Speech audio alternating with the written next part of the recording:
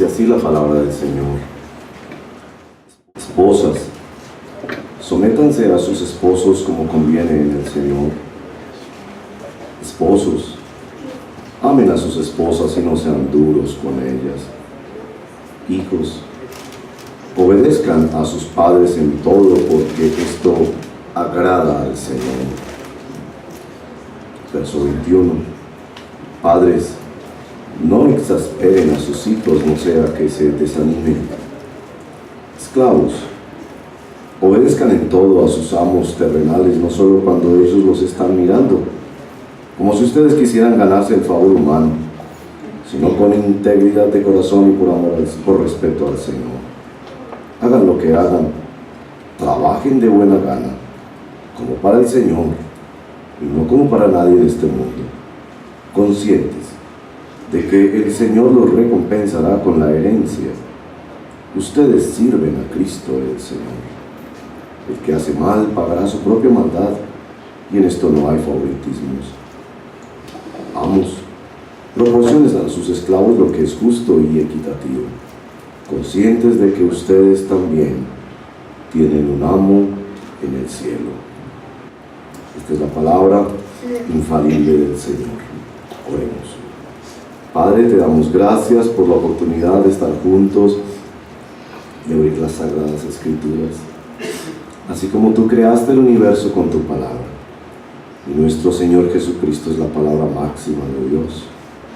Así nosotros, Padre, nos sentimos afortunados y bendecidos de ser impulsados, constreñidos, movidos por tu palabra santa. Es tan hermoso ver cómo tu palabra nos está ministrando en la congregación. Y es la espada del Espíritu, de donde se desprenden los milagros y las obras portentosas del Espíritu. Este privilegio, Señor, lo recibimos también con temor y temblor, porque cuando la semilla de tu Evangelio llega a nuestro corazón, nos transforma, nos cambia, nos desafía, nos intranquiliza. Bendito sea, Señor, por tu palabra. Ten misericordia de nosotros, Padre, te lo pedimos. Tú, Señor, que comprendes profundamente nuestra realidad, la realidad personal de cada uno. Tú que conversas con cada uno de nosotros a partir de los asuntos y situaciones particulares. Tú, Señor, que nos conviertes con tu palabra de promesa. Ven a guiarnos hoy, te lo pedimos, en el nombre poderoso de Jesús. Amén. Hermanos y hermanas, el domingo pasado yo quiero contarles que yo en la noche, cuando ya podía estar a solas y orar y dar gracias al Señor por su ministración, quiero contarles que yo terminé ese día con una gran carga. Si bien la semana pasada el Señor nos habló de la belleza que es una relación conyugal, no paraba de pensar en todos los que entre ustedes son huérfanos y no vieron un papá y una mamá así. ¿Quiénes entre ustedes son viudos y no tienen un compañero afectivo con quien vivir las realidades del Evangelio en el ministerio matrimonial? ¿Quiénes tienen en la memoria la ruptura de un divorcio, de una separación?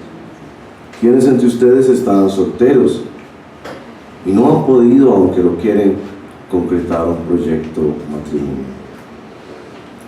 Eso me ha tenido profundamente inquieto esta semana.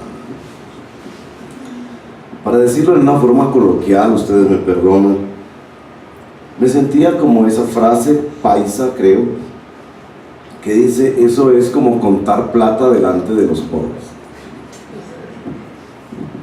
Porque usted lee el Evangelio y podrá decir: qué lindo saber esto para mis hijos, qué lindo saberlo para mis familiares y amigos, qué lindo saber que esto es lo que dice la palabra de Dios. Pero ¿dónde estoy yo? Y quizás algunos aún dentro de su matrimonio se sienten separados, viudos y solos.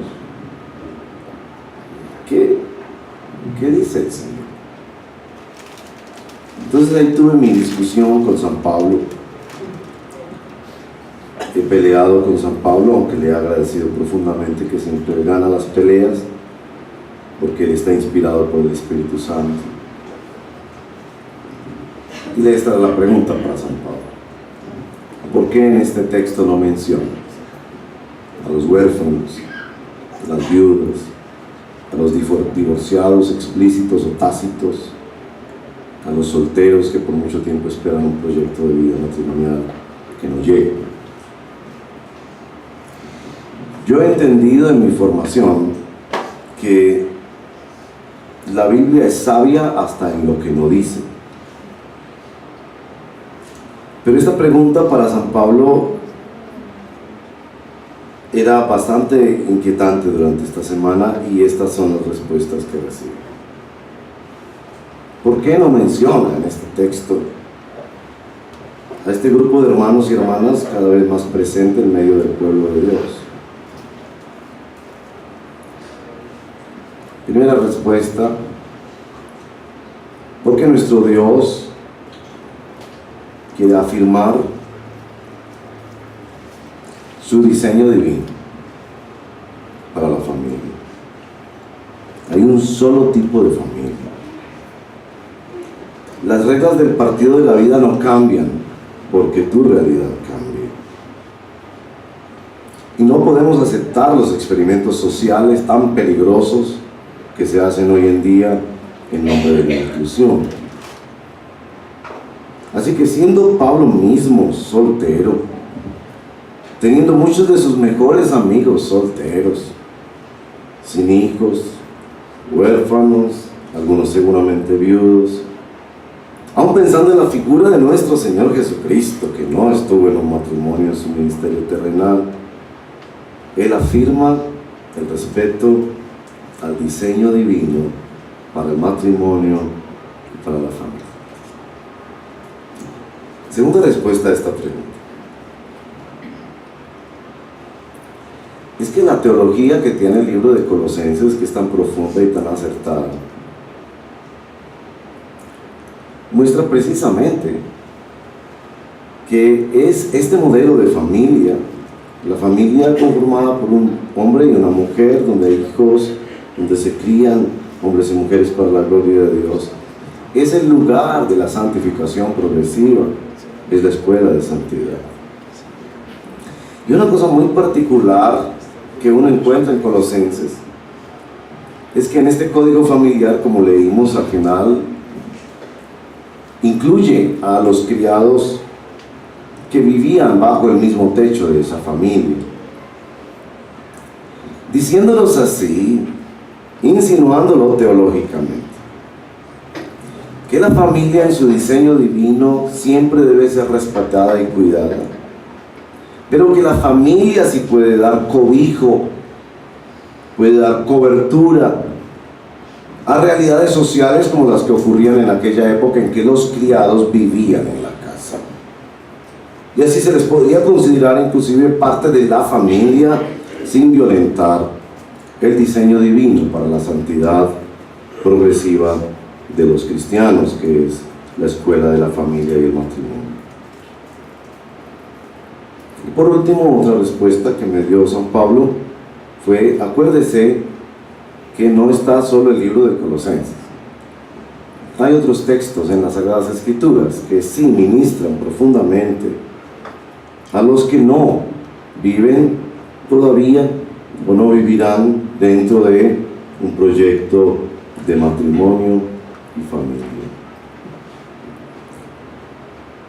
Textos maravillosos como 1 Corintios 7, por ejemplo, donde Pablo argumenta de manera muy precisa y teológica, guiado por el Espíritu, de que es mucho mejor poder servir al Señor sin las preocupaciones de matrimonio y familia.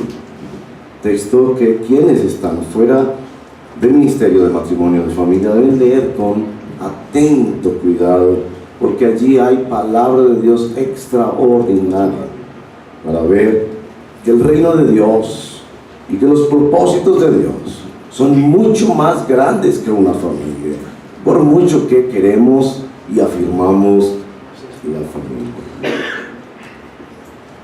Y es que ustedes, hermanos, miren que esas tres relaciones que se dibujan allí en Colosenses capítulo 3, matrimonio, paternidad y trabajo,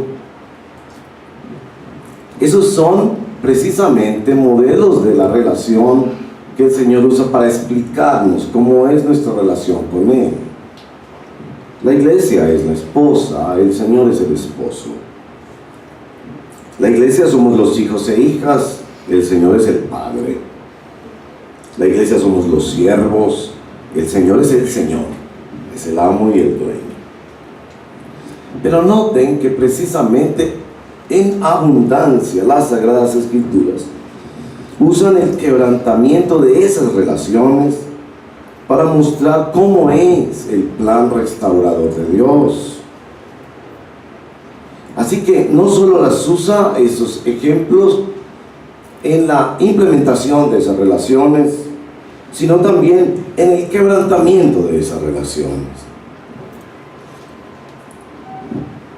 Y precisamente eso nos lleva a la palabra que el Señor nos da esta mañana, que va para todo el pueblo de Dios, pero en particular para aquellos y aquellas que viven la orfandad o la vivieron, que viven la viudez o el divorcio tácito o explícito y que viven una soltería que no quieren.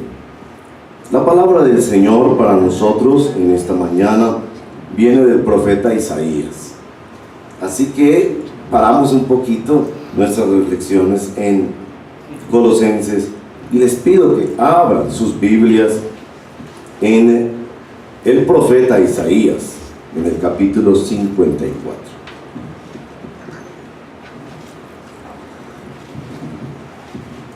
Esta palabra es para ministrar al pueblo de Dios, que es huérfano, viudo, divorciado, soltero, y que solo va a encontrar en nuestro amado Salvador la profundidad de esa relación de afecto inquebrantable que todos, aún los que estamos bendecidos en un matrimonio, anhelamos. Isaías capítulo 54. Reciba esta palabra del Señor, porque esta palabra del Señor, con su riqueza poética, metafórica, evoca precisamente eso.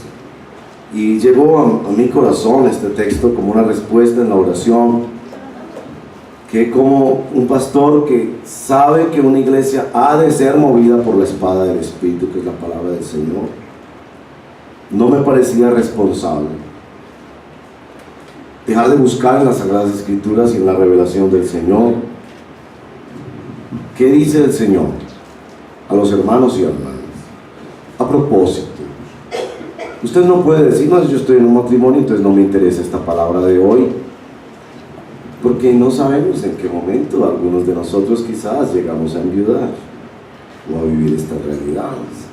Así que la palabra del Señor también es preparación y no solo ministración para algunos hermanos que lo reciben de manera mucho más profunda y cercana. Dice así Isaías capítulo 54. Tú, mujer estéril, que nunca has dado a luz, grita de alegría. Tú, que nunca tuviste dolores de parto, prorrumpe en canciones y grita con júbilo, porque más hijos que la casada tendrá la desamparada, dice el Señor. Ensancha el espacio de tu carpa, despliega las cortinas de tu morada, no te limites, alarga tus cuerdas y refuerza tus estacas, porque a derecha y a izquierda te extenderás. Tu descendencia desalojará naciones y poblará ciudades desoladas. No temas, porque no serás avergonzado. No te turbes, porque no serás humillado. Olvidarás la vergüenza de tu juventud y no recordarás más el oprobio de tu viudez. Porque el que te hizo es tu esposo. Su nombre es el Señor Todopoderoso. Tu Redentor es el Santo de Israel. Dios de toda la tierra es su nombre. El Señor te llamará como a esposa abandonada, como a mujer angustiada de espíritu, como a esposa que se casó joven tan solo para ser rechazada. Dice tu Dios: te abandoné por un instante, pero con profunda compasión volveré a unirme contigo. Por un momento, en un arrebato de enojo, escondí mi rostro de ti, pero con amor eterno te tendré compasión, dice el Señor, tu Redentor. Para mí es como en los días de Noé, cuando juré que las aguas del diluvio no volverían a cubrir la tierra.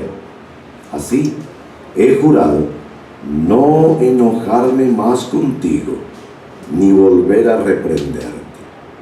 Aunque cambien de lugar las montañas y se tambaleen las colinas, no cambiará mi fiel amor por ti, ni vacilará mi pacto de paz, dice el Señor, que de ti se compadece. Mira tú, ciudad afligida, atormentada y sin consuelo, te afirmaré con turquesas y te cimentaré con zafiros, con rubíes construiré tus almenas, con joyas brillantes tus puertas y con piedras preciosas todos tus muros. El Señor mismo instruirá a todos tus hijos, y grande será su bienestar. Será establecida en justicia. Lejos de ti estará la opresión, y nada tendrás que temer. El terror se apartará de ti, y no se te acercará. Si alguien te ataca, no será de mi parte. Cualquiera que te ataque, caerá ante ti.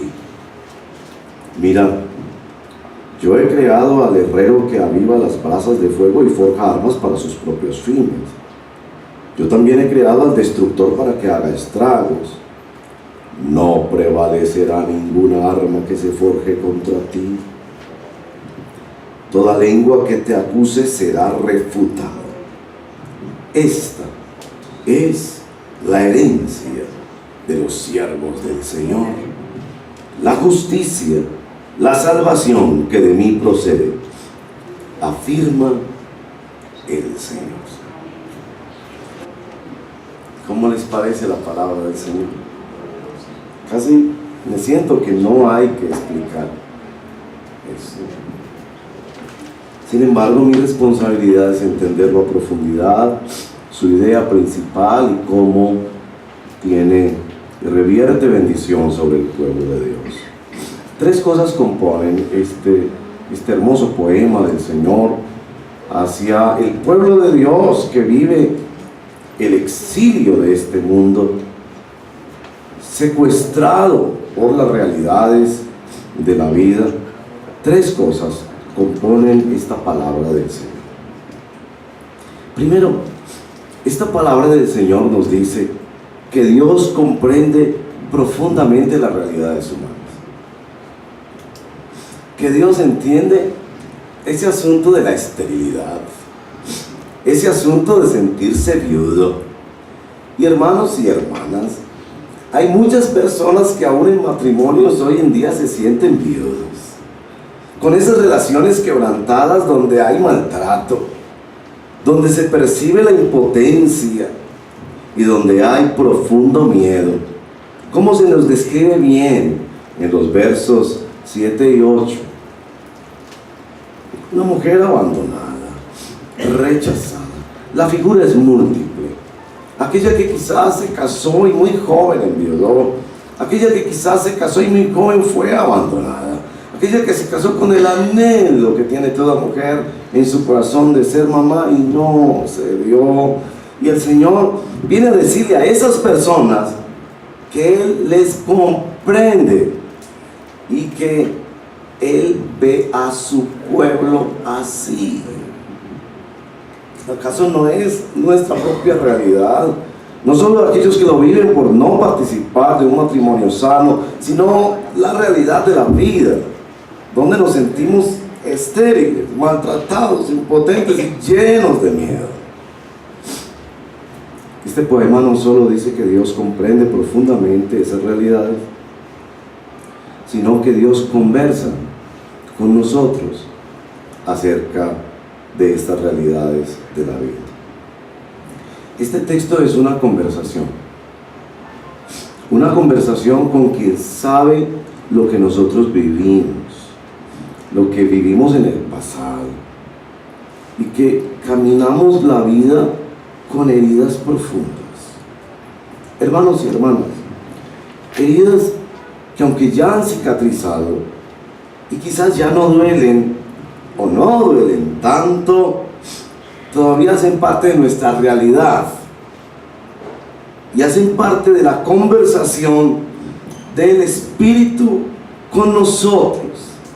Y eso es algo particular de este texto. El Espíritu Santo conversa con nosotros sobre esas cosas, sobre esa profunda soledad del alma, sobre la frustración de no alcanzar cosas en la vida, sobre el sentido de la culpa y de la vergüenza. Ahora los versos 7 y 9 dejan claro que estas realidades obedecieron al enojo del Señor. El pueblo de Israel, en el momento que recibe esta palabra, está exiliado en Babilonia. Y el texto mismo quiere protegernos a nosotros de la victimización. Vivimos, hermanos y hermanas, en un país donde la conversación interior de las personas se mueve mucho en la victimización. Pobrecito de mí, yo soy una víctima más y debo pedir restitución y restauración. Y el Señor se nos mete profundamente al corazón a decirnos que la causa de esas realidades es el enojo mismo del Señor. Hermanos y hermanas, en primer término, el Señor no nos ve como víctimas. Tú escogiste esa persona. Tú emprendiste esa relación. Tú no mereces algo de Dios como para decirle a los demás le diste hijos y a mí no. La primera percepción del Evangelio para nosotros no es que somos víctimas. Y yo sé que el discurso religioso hoy en día se mueve mucho hacia la victimización. Tú no eres más que una víctima. Pero este texto, a pesar del sufrimiento del viudo, del estéril, del divorciado, del solo, del huérfano, a pesar de que hay dolor, le empodera con su propia realidad del pecado. Pero miren qué clase de conversación. Por un momento me enojé contigo. ¿Recuerdan? Que la misericordia del Señor alcanza hasta los cielos. Es una conversación con alguien que nos ama, que nos habla del pasado y del presente, pero que antepone quién es Él. Él es el Dios que es amor y que se acerca a nosotros, y aunque con su evangelio señale nuestra condenación, esa no es su última palabra. Sí, fallaste, pero su última palabra no es esa confrontación, sino, venga, hablemos porque yo quiero casarme contigo. Y claro, el resumen de este capítulo precioso, la esencia de este capítulo maravilloso es el verso número 5. Porque tu hacedor es tu esposo. El que te hizo es tu esposo. A ver cómo recibes esa palabra del Señor, porque esa palabra se da precisamente en el lenguaje del pacto. Y es aquí el lenguaje de la promesa. Los versos 9 al 10. Así como prometió bajo pacto que no condenaría al mundo y no lo castigaría de nuevo con diluvio, y dio señales en la naturaleza para eso, así Él ha prometido ser fiel y no cambiar en su amor y en su pacto de paz. Aquí es como Dios no solo nos comprende, Dios te comprende, Dios conversa contigo, pero escucha bien, Dios convierte tu corazón. Y convierte tu corazón precisamente con la palabra de promesa. Esto es muy importante, particularmente venido del profeta Isaías. El pueblo está cautivo en el exilio babilónico a causa de sus pecados, pero aquí viene una palabra pactual de promesa. Aunque te abandone, dice el verso 7, con profunda compasión volveré a unirme contigo. ¿Merece el pueblo de Dios eso? Claro que no lo merece. Porque las realidades que vive son a causa de su pecado y de ser parte de una raza caída y condenada que vive las realidades de la maldad. Pero esta promesa refleja sobre todo un plan de Dios, y un plan grande de Dios. Y aquí, para quienes tienen como recurso favorito de estudio bíblico la colección de promesas, debemos hacerles una corrección. Las promesas de Dios reflejan el plan de Dios, no tu plan. Si Dios promete restaurarle, si Dios promete darle hijos, si Dios promete construir una ciudad maravillosa que nadie podrá atacar, ¿para qué?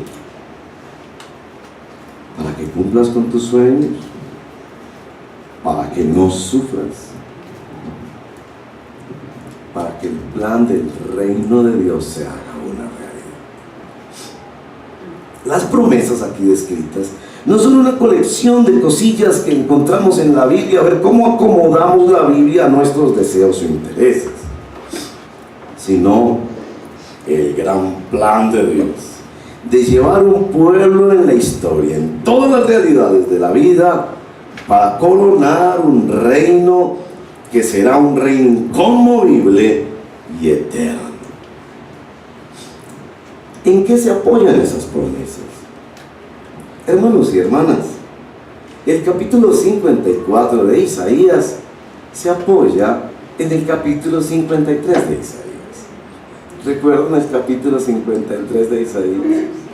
Cosa tan preciosa en las Sagradas Escrituras, que los hijos y las hijas de Dios han comido de ese pan, y sus lágrimas han sido enjugadas en ese manantial precioso que es Isaías 53.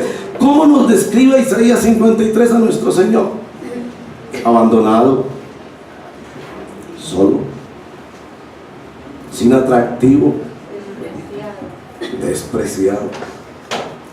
Y con esto voy a terminar. ¿Se acuerdan que una persona en el Evangelio que leyó Isaías 53, uno de los textos de Isaías, algunos lo han llamado el Evangelio en Isaías, capítulo muy mencionado en el Nuevo Testamento, pero en el Nuevo Testamento hubo un personaje que lo escuchó, que este señor era un funcionario etíope, parece de altísimo nivel, algo así como el ministro de Hacienda de la reina Candace, una famosa reina de Etiopía, de la que hay registros históricos.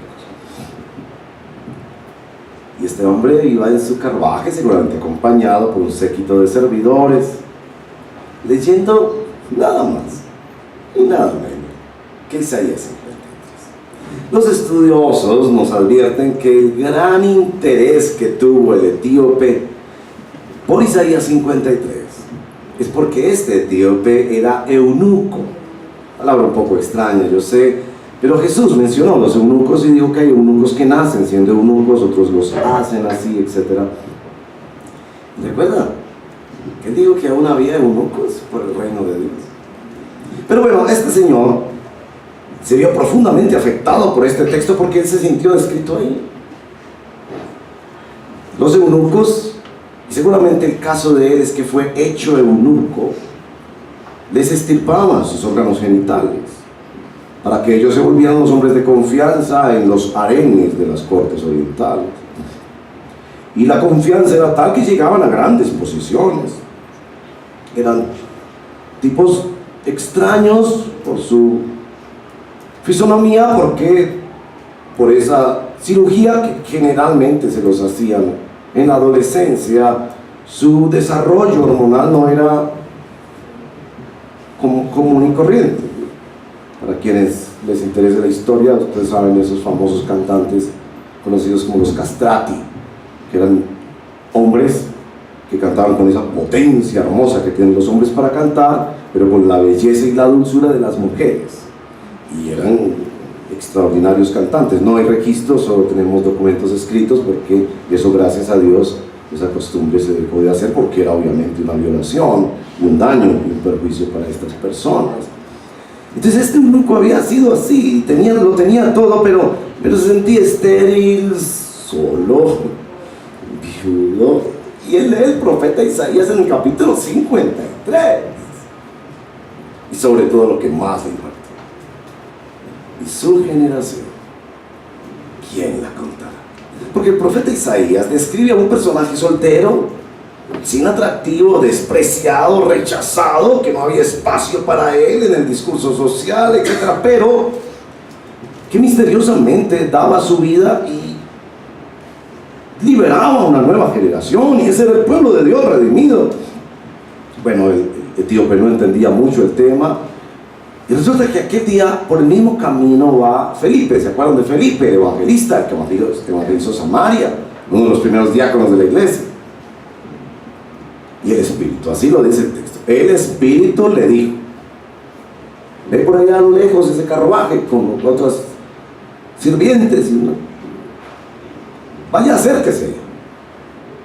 Y un poco asustado, Felipe se acerca y ve que este señor está con rollos de la escritura, que no era común, tenía que ser muy rico para tener sus propios rollos, y ve que está abierto en el profeta Isaías, que era muy conocido para los judíos, el profeta Isaías, y le hace la pregunta que todos recordamos: ¿usted entiende lo que lee? Y le dice: ¿cómo voy a entender si no hay quien me explique? Y eso muestra la necesidad de enseñanza bíblica. Pero viene la pregunta, la primera pregunta del etíope: ¿de quién está hablando aquí? Del profeta. ¿Por qué se sentía descrito ahí? ¿De quién habla? ¿Habla de él mismo o habla de otro? Y le ha abierto, así como el Señor abre esas puertas de evangelización, y desde allí, dice el texto, le explico. Estoy describiéndoles el capítulo 8 del libro de Hechos de los Apóstoles. Hermanos y hermanas, así te llega la palabra del Señor. En primer lugar, para decirte: Dios entiende tu realidad, y Él quiere conectar tu realidad con los propósitos del reino de Dios. Él escucha tus oraciones y conversa contigo, y Él quiere convertir tu corazón con su promesa. Esa es la palabra. Él quiere convertir tu corazón con su promesa, porque tú estás esclavo y esclava del pasado. He ahí una diferencia central entre el discípulo de Jesucristo y quien no lo es. El discípulo de Jesucristo no es esclavo del pasado, de los errores del pasado, de los dolores del pasado, de los vacíos, de ese presente del día de hoy, lleno de cosas que no fueron, que no pudieron darse, que no, y los días avanzan. El discípulo de Jesucristo ve hacia el futuro, y no les sorprende que Isaías 54 termina en una ciudad. ¿A qué se les parece eso? termina en una ciudad con piedras preciosas por puertas, por muros, por calles. ¿Qué se les parece eso? Porque la humanidad empezó en un jardín, pero termina en una ciudad. Me refiero al libro del Apocalipsis, porque los cristianos somos movidos por el futuro, hacia donde vamos nosotros. Y aquí hay corrección aún para los que somos casados. No piensen ustedes, solteros, que nosotros vivimos en plena felicidad porque estamos casados. Hay aflicción también para nosotros. De hecho, 1 Corintios 7 le dice San Pablo: yo quiero evitarles a ustedes esa aflicción, por eso les digo que mejor no se casen. Y usted piensa: ay, tan bueno para el pastor Diego, que tiene una mujer maravillosa, él debe pasar delicioso todos los días, vive en un paraíso. No, esa mujer es maravillosa, absolutamente maravillosa. ¿Pero ustedes creen que yo voy a poder ser determinado por ese pasado o ese presente y coronar así una felicidad que no es posible? Porque ella es otro ser humano, redimido por Cristo, pero en proceso de restauración, como yo la hiero a ella, ella me hiere a mí. No dejes que la bendición que no tienes se vuelva un ídolo para ti. No dejes que la bendición que ya tienes se vuelva un ídolo, ni la que no tienes se vuelva un ídolo, porque esas cosas pasarán. Esas cosas son incompletas e imperfectas. Y el Señor te llama a dejarte convertir en el corazón mediante la promesa de que el Señor es tu esposo fiel, que no te fallará. ¿No les pareció muy hermoso que esta mañana cantamos: tu fidelidad es grande? Yo estaba ahí cantando y dije: claro, fidelidad, porque Él es el esposo. Él es el esposo que no falla, la esposa que no falla, el papá que no abandona, el amigo que no hiere. Él es fiel. Entonces yo puedo entregar mi futuro en las manos de Él. Y ese es precisamente, hermanos y hermanas, la aplicación de esta manera. El texto de Isaías procura con todas las fuerzas el profeta y con todas las herramientas metafóricas y literarias que las tenía a granel, porque Isaías era un intelectual de altísimo nivel, convencer al pueblo de Dios de que no ponga sus esperanzas ni en lo que tiene ni en lo que no tiene, sino en el Señor, que es tu esposo y que te construye una ciudad eterna y que te mete en un reino que jamás dejará de ser, porque Él es fiel. Y hoy vamos a ministrar con la Santa Cena. ¿Se acuerdan que en la Santa Cena nuestro Señor nos dice que tomemos el pan y el vino en memoria de Él cuando nos reunimos? Y nos dice: y esto lo anunciarán para que confiesen y declaren la muerte del Señor Jesús hasta que Él venga. Entonces la Santa Cena hemos de tomarla en perspectiva del futuro, porque hay muchos para quienes su fe solo tiene que ver con el pasado y el presente. Que me resuelva mis problemas del ayer, que me dé una tranquilidad y una provisión en el día de hoy. Y no es así. Nuestra fe es la fe en el Dios que convierte nuestros corazones con su promesa y que ha decidido comprometer su propio nombre santo con que cada una de sus promesas se cumplirá en nuestra vida para nuestra bendición, pero para su gloria y para que su plan sea realidad en esta tierra.